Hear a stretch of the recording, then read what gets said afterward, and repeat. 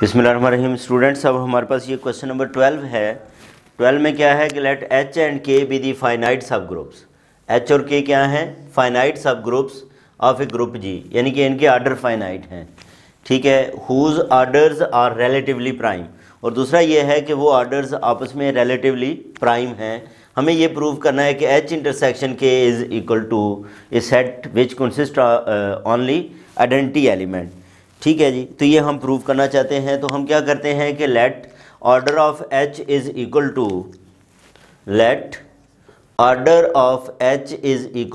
M and order of K is equal to N and M N और relatively prime. अब ये students relatively prime का मतलब क्या है? मसलन हमारे पास जो है वो ग्रेटेस्ट कॉमन डिवाइज़र या कॉमन डिवाइज़र इनका 1 है। इस रिलेटिवली प्राइम का मतलब ये है कि कॉमन डिवाइज़र जो है वो क्या है? 1 है। जैसे अगर आप ये कहें कि 3 और 7 है तो ये क्या है? ये आपस में रिलेटिवली प्राइम है, क्योंकि इसके अगर हम फैक्टर्स बनाएं तो वो 1 और 3 बनते हैं। इसके फैक्टर बनाएं तो 1 और 7 बनते हैं, और दोनों में जो कॉमन है वो सिर्फ 1 है। लेकिन अगर हम जो है वो बात करें जैसे 10 और 20 है तो ये आपस में रिलेटिवली प्राइम नहीं है। क्यों? कि इसके फैक्टर्स क्या बनते हैं? इसके फैक्टर्स बनते हैं 1 2 5। इसके फैक्टर्स क्या बनते हैं? 1 2 4 5। अब इसमें ये देखें 2 जो है वो क्या आ गया? कॉमन। 5 भी कॉमन है, तो 1 के अलावा भी इसके अंदर फैक्टर्स हैं, इसलिए ये रिलेटिवली प्राइम नहीं है। अगर हम जो है वो बात करें इसमें फ़र्ज़ करें 9 और 25 चलें कर लेते हैं। अब ये स्टूडेंट्स ये 9 और 25 हालांकि प्राइम नंबर्स नहीं है, कंपोजिट नंबर्स है, लेकिन ये भी आपस में रिलेटिवली प्राइम है। वो किस तरह के? 9 को हम क्या लिख सकते हैं? 1 3 3 1 3। इसके जो है वो हमारे पास 1 3 है और इसमें 1 5 5 है। ये इसके जो है वो फैक्टर्स बनते हैं। अब इसमें ये देखें, इनमें भी जो रिलेटिवली ये जो इनका कॉमन फैक्टर है वो 1 ही है। ठीक है, तो रिलेटिवली प्राइम का ये मतलब होता है कि अगर उनका जो कॉमन है, ठीक है, कॉमन डिवाइज़र वो 1 हो तो उसको क्या कहते हैं? रिलेटिवली प्राइम कहते हैं। बहरहाल अब हम जो है वो ये देखते हैं, हमें प्रूफ क्या करना है कि अगर h का आर्डर m है, k का आर्डर जो है वो n है और दोनों के आर्डर्स आपस में रिलेटिवली प्राइम हैं, तो हमें ये प्रूव करना है कि h इंटरसेक्शन k किसके इक्वल है? e के इक्वल है। अब यहाँ पे ये देखें स्टूडेंट्स के h intersection k,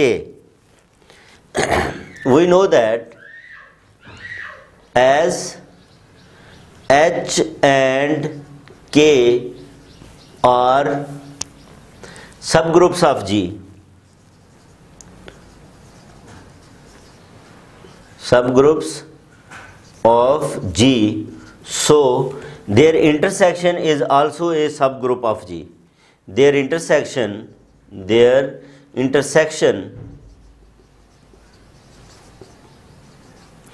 H intersection K is also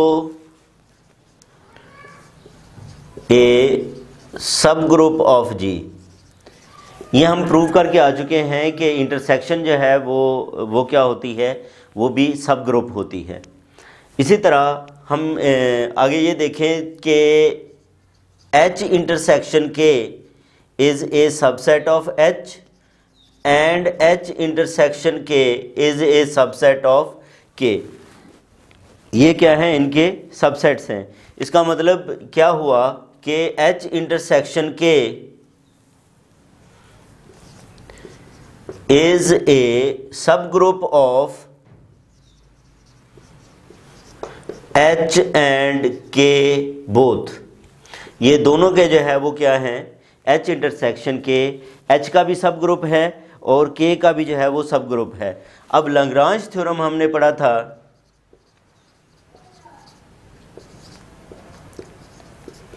Lagrange theorem के मुताबिक सब ग्रुप के जो आर्डर हैं वो ग्रुप के आर्डर को क्या करते हैं? डिवाइड करते हैं। इसका मतलब ये हुआ कि H इंटरसेक्शन के अगर हम इसके दोनों तरफ ये वर्टिकल लाइंस लगा दें तो इसका मतलब होता है आर्डर H इंटरसेक्शन के divides both order of H and order of K, यानी कि इसका ऑर्डर जो है वो दोनों के ऑर्डर को जो है वो डिवाइड करता है। और H इंटरसेक्शन K जो है, ठीक है, इन दोनों के जो ऑर्डर्स हैं, इसका ऑर्डर m है और इसका ऑर्डर जो है वो क्या है, n है। तो इसका मतलब इनमें कॉमन डिवाइज़र जो है वो क्या हुआ, order of H intersection K is common divisor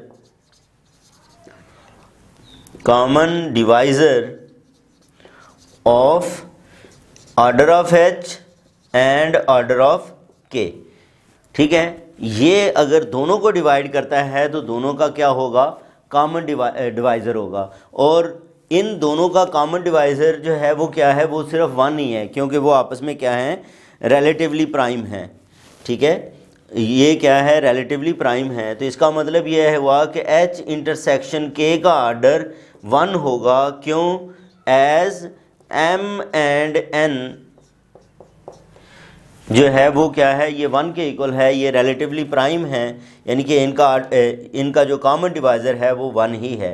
अब H इंटरसेक्शन K अगर 1 के इक्वल है तो इसका मतलब ये हुआ कि H इंटरसेक्शन K होगा किसके इक्वल, हैंस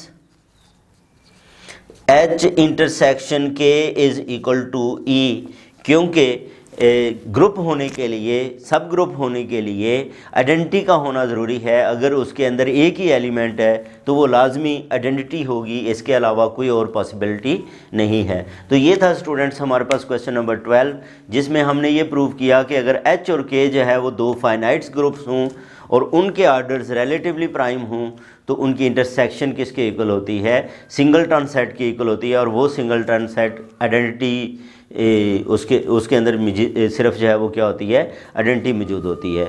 इसके बाद हम नेक्स्ट क्वेश्चन नंबर 13 की बात करेंगे नेक्स्ट वीडियो के अंदर। अपना ख्याल रखें, अल्लाह हाफिज़।